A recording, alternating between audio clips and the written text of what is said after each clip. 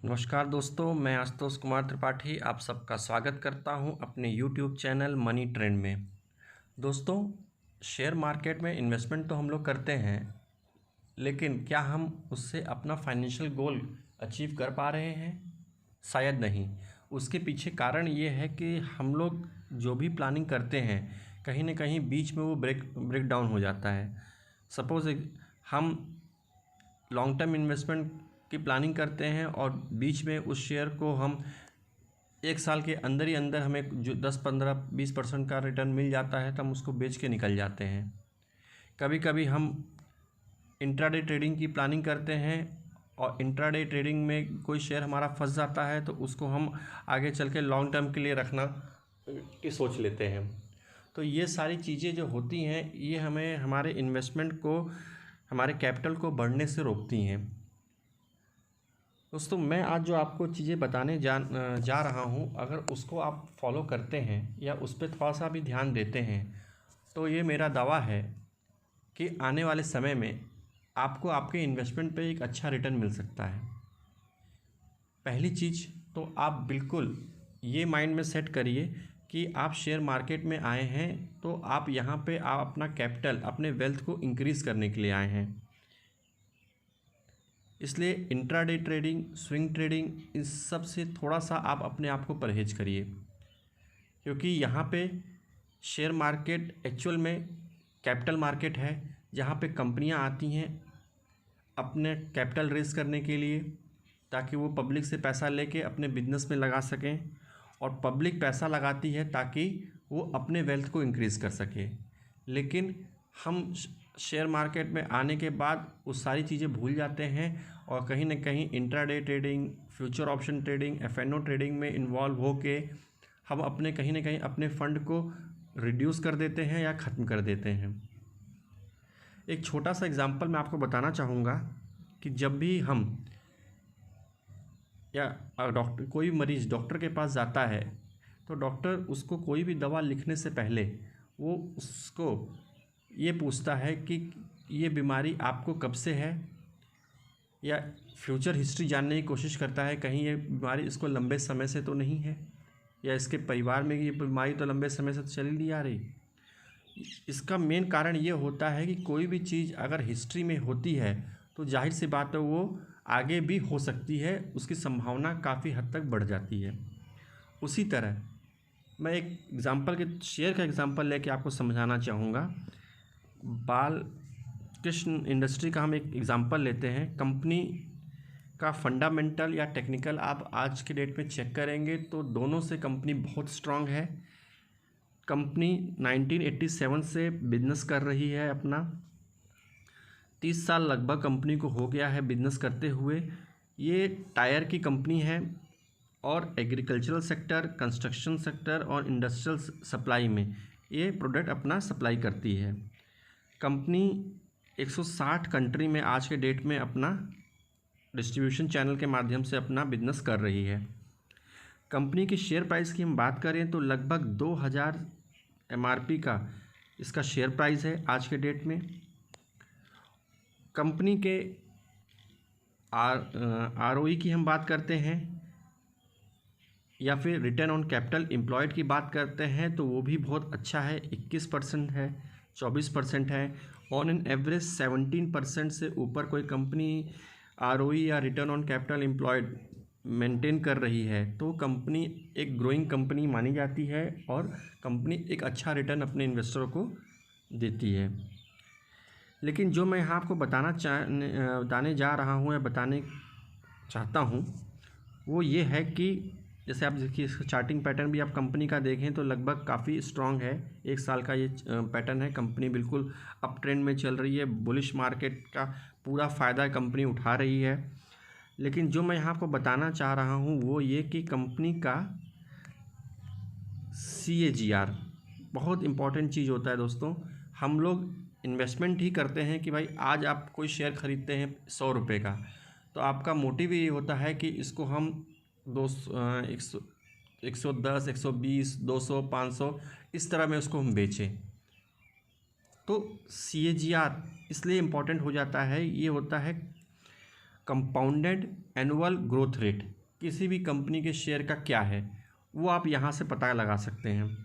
तो इस कंपनी ने लगभग, जिन्होंने 1 साल के लिए शेयर को होल्ड किया होगा तो शेयर प्राइस में उसको लगभग 98% तक का CAGR मिला होगा, और जिन लोगों ने इस शेयर को लगभग 5 साल के लिए होल्ड किया होगा तो ऑन एन एवरेज CAGR उसको 45% तक का मिला होगा, और 10 साल का CAGR कंपनी का देखें तो लगभग 40% के आसपास आपको यहाँ पे नज़र आ रहा है। ये हो गया annual growth rate. Compounded growth rate का हो गया कि compounded annual growth rate company कितना आपको शेयर पे, सपोज 100 रुपये का आप शेयर खरीदते हैं, 100 रुपये का, तो 10 साल में कंपनी ने एनुअल ग्रोथ रेट आपको कितना दिया है वो आप किसी भी कंपनी के CAGR से पता लगा सकते हैं। एक एग्ज़ाम्पल के तौर पे मैं आपको दिखाना चाहूँगा, एग्ज़ाम्पल के तौर पे एक और अच्छी कंपनी का मैं एग्ज़ाम्पल लेता हूँ आपके सामने, आप देखें इसको। ITC, इसको आप सब लोग जानते होंगे, FMCG सेक्टर की कंपनी है, टोबैको इंडस्ट्री में काफ़ी अच्छा इनका बिजनेस है। कंपनी 1910 से स्टेब्लिश्ड है। FMCG इंडस्ट्री अच्छी मानी जाती हैं, इन अच्छा डिविडेंड पे करती हैं कम, और काफ़ी स्ट्रॉन्ग इनका बैकग्राउंड रहता है। अगर इसका फंडामेंटल टेक्निकल एनालिसिस करेंगे ITC का तो आपको इसमें कोई प्रॉब्लम नज़र नहीं आएगी। इनका बिजनेस ग्रोथ की आप बात करेंगे तो जाहिर सी बात है वो ऐसे इंडस्ट्री में ये कंपनी काम कर रही है जो आगे कभी फ्लक्चुएट नहीं होने वाली, उसमें सप्लाई या डिमांड में कभी कमी नहीं आने वाली है। कंपनी का आप ये देख सकते हैं, मार्केट कैपिटलाइजेशन की बात करें तो कंपनी लार्ज कैप कंपनी है, काफ़ी बड़ा मार्केट कैपिटलाइजेशन है इसका। प्राइस की बात करें तो बालकृष्ण इंडस्ट्री से काफ़ी कम है, कंपनी 200 रुपये के आसपास में ट्रेड कर रही है आज के डेट में। रिटर्न ऑन कैपिटल एम्प्लॉयड की बात करें तो बालकृष्ण इंडस्ट्री से भी अच्छा रिटर्न ऑन कैपिटल एम्प्लॉयड और ROE किस कंपनी का है, और 17% से ऊपर का तो ये दे ही रही है, यानी हम कंसीडर कर सकते हैं कि कंपनी आगे का ग्रोथ रेट अच्छा है। चार्टिंग पैटर्न की बात करें तो चार्टिंग पैटर्न भी इसका कोई ज़्यादा बुरा नहीं है, अप एंड डाउन है कंपनी में, लेकिन ठीक है। लेकिन जो चीज़ मैं आपको बताना चाह रहा था वो है कंपनी का कंपाउंडेड एनुअल ग्रोथ रेट। ये आप देखिए यहाँ पे कंपनी में अगर किसी ने 1 साल के लिए शेयर खरीद के रखा हो पिछले, तो लगभग उसके इन्वेस्टमेंट पे उसको 11% तक का रिटर्न मिला होगा। लेकिन पिछले 3 साल से जो लोग इस शेयर को होल्ड करके रखे होंगे तो उनको कंपाउंडेड एवरेज ग्रोथ रेट लगभग -8% तक का मिला है। 5 साल के लिए -2%, और 10 साल में लगभग कंपनी ने केवल 5% तक का कंपाउंडेड एवरेज ग्रोथ रेट दिया है अपने इन्वेस्टरों को। तो कंपनी का पॉइंट ऑफ व्यू, अब 2 कंपनी को मैंने एग्जांपल लिया, दोनों कंपनी स्ट्रॉन्ग कंपनी है, इंडियन इकोनॉमी में अच्छा रोल अदा करती हैं, दोनों के टर्नओवर अच्छे हैं, दोनों लार्ज कैप कंपनी हैं। लेकिन एक कस्टमर पॉइंट ऑफ व्यू, एक रिटेलर पॉइंट ऑफ व्यू, भाई हम इनके प्रोडक्ट तो यूज़ कर ही रहे हैं, लेकिन एज ए इन्वेस्टर जब हम इनके कंपनी के शेयर खरीदते हैं तो हमें हमारे पैसे पे कौन सी कंपनी कितना अच्छा रिटर्न निकाल के दे रही है, अगर हम एक लंबे समय में इसको इन्वेस्टमेंट करते हैं। तो आपने कंपेयर किया दोनों कंपनियों में, वहाँ पे बालकृष्ण आपको जहाँ पे 40% तक का रिटर्न निकाल के दे रही है, 40% तक का CAGR निकाल के दे रही है, वहाँ पे आपको ITC लगभग 5% तक का ही CAGR निकाल के दे पा रही है। और 5% का CAGR अगर आप निकालते हैं, लेते हैं, तो आज के डेट में बैंक FD में भी आपको 5% तक का रिटर्न मिल जा रहा है। तो आप जस्ट कंपेयर कर सकते हैं कि भाई 5% अगर FD में आपको रिटर्न मिल रहा है तो आप 10 साल के लिए इस शेयर को लेके आपको क्या बेनिफिट मिलने वाला। वहीं हम कंपनी का एब्सोल्यूट वैल्यू की बात करें, पहले हम ITC की बात कर लेते हैं। वहाँ पे आपने देखा CAGR, कंपनी का कंपाउंडेड एनुअल ग्रोथ रेट कितना रहा है, 10 साल में मात्र 5% का रहा है, और यहाँ पे हम कंपनी का absolute return, just like simple interest की बात करें कि 10 साल तक किसी ने अगर पैसा इन्वेस्ट किया हो तो यहाँ पे सेंसेक्स ने लगभग 180% तक का ग्रोथ दिया 10 साल में, वहाँ पे आईटीसी ने अपने इन्वेस्टरों को मात्र 68% तक का रिटर्न दिया। 2 साल की बात करें तो सेंसेक्स ने 28% तक का रिटर्न निकाल के दिया, वहाँ पे आईटीसी ने लगभग -26% तक का रिटर्न निकाल के दिया अपने इन्वेस्टरों को। और अगर बालकृष्ण इंडस्ट्री की हम बात करते हैं, जहाँ पे उसने CAGR compounded annual growth rate Balkrishna industry का 10 साल का एवरेज 40% का रहा, वहाँ पे अगर हम एब्सोल्यूट रिटर्न की बात करें तो लगभग बालकृष्ण इंडस्ट्री ने अपने इन्वेस्टरों को 2800% तक का रिटर्न निकाल के दिया है। सेंसेक्स ने मात्र 183% तक का एब्सोल्यूट रिटर्न दिया, तो वहाँ बालकृष्ण इंडस्ट्री ने 28% तक 2800% तक का रिटर्न आपके इन्वेस्टमेंट पे निकाल के दिया है। 1 साल की हम बात करते हैं, 2 साल की बात करते हैं, ये आप देख सकते हैं 2 साल में लगभग कंपनी सेंसेक्स ने जहां 28% तक का रिटर्न निकाल के दिया, वहां पे बालकृष्ण इंडस्ट्री ने लगभग 175% तक का रिटर्न निकाल के दिया। 1 मंथ का रिटर्न, 3 मंथ का रिटर्न, अगर आप एब्सोल्यूट रिटर्न देखते हैं तो कंपनी में अच्छा खासा रिटर्न निकाल के एक बैंक इंटरेस्ट रेट से कई गुना ज़्यादा कंपनी रिटर्न निकाल के अपने इन्वेस्टरों को दे रही है। यानी आप बालकृष्ण इंडस्ट्री का एक शेयर खरीदते हैं आज के डेट में और उसको होल्ड करते हैं 10 साल में, तो आप एक अनुमान लगा सकते हैं जहां जो कंपनी आपको पिछले 10 सालों में लगभग हिस्ट्री में 2800% तक का रिटर्न निकाल के दे सकती है, और इस कंपनी का फंडामेंटल और टेक्निकल दोनों स्ट्रॉन्ग है, तो आने वाले समय में मान लीजिए कंपनी का बिजनेस धीरे खराब होने के कगार पे चला जाता है, सेल्स खराब होने में कगार है, तो कंपनी एकाएक तो 5 साल में बिल्कुल डाउन नहीं चली जाएगी।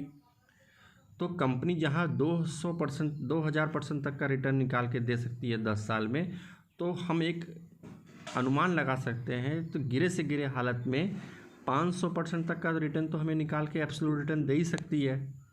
जो कंपनी ने पिछले 10 सालों में लगभग कंपाउंडेड एनुअल ग्रोथ रेट 40% तक का रिटर्न निकाल के दिया है अपने इन्वेस्टरों को, तो उसका बिजनेस आने वाले 5 सालों 10 सालों में अच्छा नहीं चलता है, तो लगभग 15% तक का तो रिटर्न निकाल के देगी, 11% तक का तो रिटर्न निकाल के देगी, हम अनुमान लगा सकते हैं। लेकिन जो कंपनी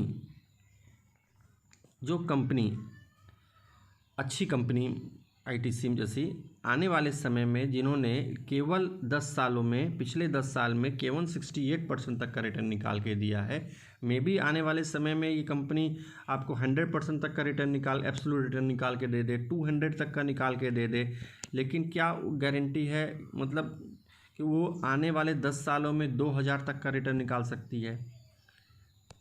और निगेटिव पॉइंट इसका देखें तो जो कंपनी ने पिछले 10 सालों में केवल 68% तक का रिटर्न निकाल के दिया है आपको एब्सोल्यूट रिटर्न, तो आने वाले 5 साल के लिए अगर आप इसमें इन्वेस्टमेंट कर सकते हैं तो हो सकता है इसका रिटर्न 5% तक का रहे एब्सोल्यूट रिटर्न, जो कि आज के एफडी के बराबर है।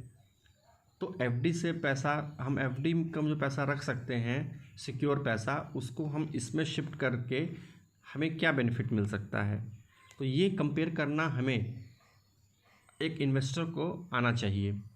अगर ये चीज़ वो इन्वेस्ट करता है और उसके बाद फंडामेंटल और टेक्निकल दोनों चीज़ों पे अपना ज्ञान बढ़ा के कंपनी के शेयर को एनालिसिस करता है, तो जाहिर सी बात है उसके पास जो शेयर निकल के आएंगे उसमें वो इन्वेस्टमेंट करता है, तो आने वाले 5 से 10 सालों में उसका इन्वेस्टमेंट कई गुना उसको रिटर्न निकाल के देगा। यहाँ पे एक छोटा सा एग्जांपल हम और एक कंपनी का ले लेते हैं।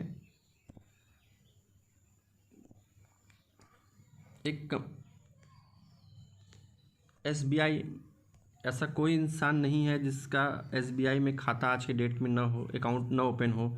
अच्छी कंपनी है ना, लार्ज कैप कंपनी है, इंडियन इकोनॉमिक को अच्छी तरह पकड़ के रखती है, बैंकिंग सेक्टर की लार्ज कैप गवर्नमेंट सेक्टर की कंपनी है, सब जानते हैं इसके बारे में।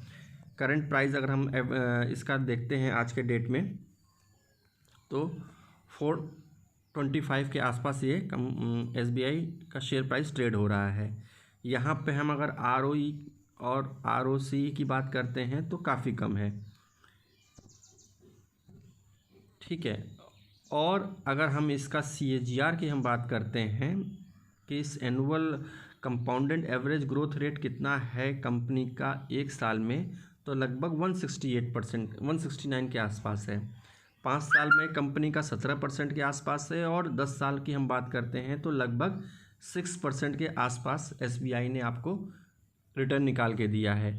तो अगर हम SBI के शेयर खरीदते हैं, एक कस्टमर पॉइंट ऑफ व्यू से हम बात करते हैं कि अगर हम SBI के शेयर खरीदते हैं और जो हमें और 10 साल तक हम उसको होल्ड करते हैं और हमको कंपाउंडेड एवरेज ग्रोथ रेट मात्र 6% का मिले,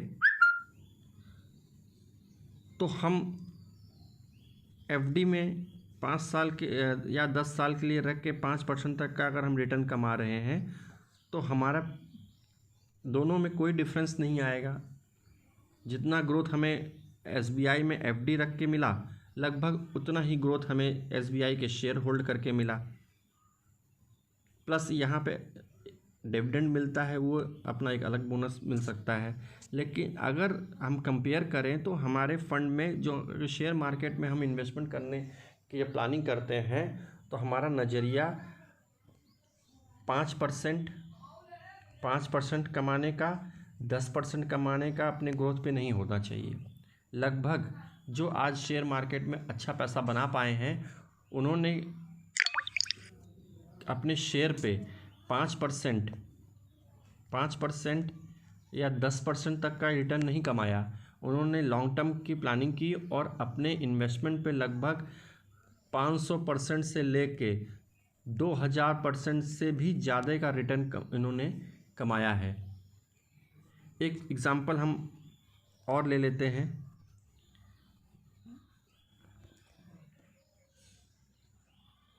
कैपलिन इंडस्ट्री का, सॉरी एक मिनट, कैपलिन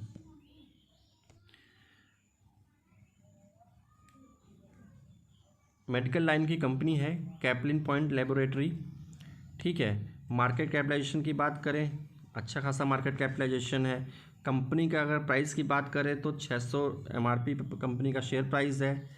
कंपनी का अगर हम return on capital employed ROE की बात करें तो भी ये भी देखेंगे काफ़ी अच्छा रिटर्न ऑन कैपिटल एम्प्लॉयड है और ROE है, यानी कंपनी अच्छा खासा रिटर्न ग्रोथ दे रही है अपने इन्वेस्टरों को।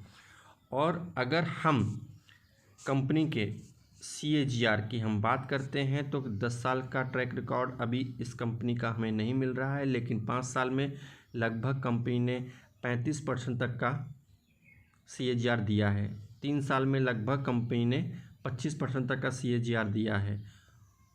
तो इस टाइप के कंपनीज़ को अगर हम अपने पोर्टफोलियो में रखते हैं, और इसमें ये नहीं कि इन सब कंपनियों को रखने के बाद हम पूरा का पूरा पैसा एक ही कंपनी में लगा दिया जाए, हम ऐसे 10 से 20 कंपनियों को सिलेक्ट करें जिन्होंने एवरेज कंपाउंडेड ग्रोथ रेट दिया हुआ है, सॉरी उसमें आप देखेंगे 10 साल का ट्रैक रिकॉर्ड में CAGR की हम बात करते हैं तो कंपनी ने 10 साल में 64% का दिया है, 5 साल में 24% का दिया है, 1 ईयर में 91% तक का दिया है। तो ऐसे पोर्टफोलियो की बना के अगर ऐसे शेयरों को हम अपने पोर्टफोलियो में रखते हैं तो जाहिर सी बात है कि हमें हमारे हमारा जो कैपिटल है उसमें अच्छा खासा ग्रोथ नज़र आएगा। एक और एग्ज़ाम्पल सर मैं आप ले सकते हैं बर्जर पेंट का। बर्जर पेंट भी पेंट इंडस्ट्री में एशियन पेंट के बाद अगर दूसरी कोई कंपनी का नाम आता है इंडिया में तो वो बर्जर पेंट का आता है। मार्केट कैपिटलाइजेशन इसका आप देख सकते हैं कितना स्ट्रॉन्ग है, ठीक है। आज के डेट में शेयर प्राइस इसका लगभग 700 के आसपास ट्रेड हो रही है कंपनी। कंपनी के हम अगर आरओई की हम बात करते हैं, रिटर्न ऑन कैपिटल एम्प्लॉयड और आरओई दोनों लगभग 17% से ऊपर हैं, 27 से 23%, यानी कंपनी अच्छा रिटर्न निकाल के दे रही है अपने इन्वेस्टरों को। और अगर हम कंपनी के CAGR की बात करें, जो एक इन्वेस्टर, कॉमन इन्वेस्टर के लिए बहुत इम्पॉर्टेंट होता है, तो कंपनी ने 1 ईयर में 73% तक का रिटर्न दिया है। कंपाउंडेड एवरेज ग्रोथ रेट 3 साल में कंपनी ने 39% का, 5 ईयर में कंपनी ने 31% का और 10 साल में कंपनी ने 36% तक का रिटर्न निकाल के दिया है। तो आप FD में जो पैसा रखते हैं उसको थोड़ा थोड़ा करके अगर SIP के माध्यम से इसमें इन्वेस्टमेंट करते हैं तो जाहिर सी बात है एक अच्छा खासा रिटर्न आपको बर्जर पेंट आने वाले 4 से 5 साल में या 10 साल में आपको निकाल के दे सकती है। तो ये कुछ बेसिक चीज़ें हैं जो अगर आप फंडामेंटल और टेक्निकल एनालिसिस के साथ, नॉलेज रखने के साथ साथ इन चीज़ों को आप कंपेयर करते रहेंगे और कंपेयर करने के बाद ऐसी इंडस्ट्री को अपने पोर्टफोलियो में शामिल करते रहेंगे, तो जाहिर सी बात है कि आने वाले समय में आपका पोर्टफोलियो इतना स्ट्रांग हो जाएगा कि आप एक अच्छा खासा पैसिव इनकम और वेल्थ जनरेशन आप कर सकते हैं। तो आज के लिए इतना ही आशा करता हूँ आप लोग को थोड़ा सा अच्छा लगा होगा ये वीडियो। अच्छा लगा है तो प्लीज़ वीडियो को सब्सक्राइब करिए मेरे चैनल को और शेयर करिए। Thank you.